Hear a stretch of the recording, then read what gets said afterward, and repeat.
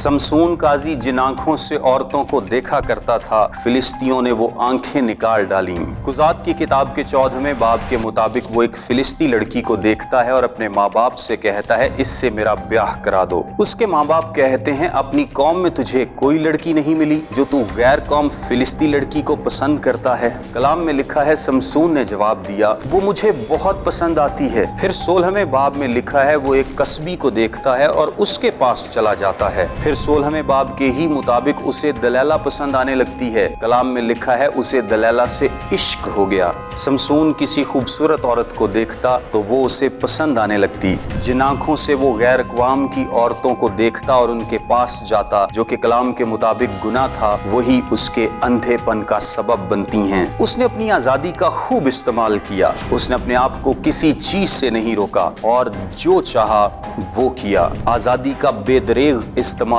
उसे ले डूबा। जो आज़ाद था कैद हो गया। इसी वजह से वो ताकतवर सूरमा जेल में चक्की पीसा करता था। एक बात याद रखें कि गुनाह की मजदूरी मौत है और गुनाह के नताइज होते हैं। अगर आप गुनाह से बाज नहीं आते तो आपको भी नताइज भुगतना होंगे। अगर आज आप आज़ाद हैं और जो चाहे वो कर सकते हैं तो इसका ये मतलब नहीं कि ऐसा हमेशा रहेगा। इससे पहले कि आपको भी गुनाह के नताइज का सामना करना पड़े, बाज आ जाएं।